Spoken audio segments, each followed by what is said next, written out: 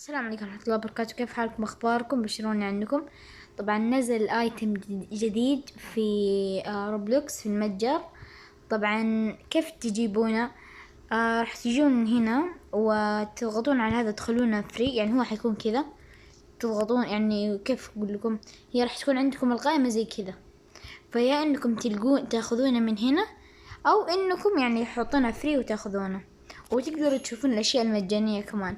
فهذا اسمه جينجر بريد، فيعني شكله حلو، يعني زي كذا حق كريسمس، ويعني يطلع اللي هو زي البارتكلز، بارتكلز، ايوه بارتكلز، اللي هي على شكل حلاوة، يعني حلويات زي كذا، لانه هو جينجر بريد زي كذا. فهمتون؟ ايه فهمتوا ان شاء الله.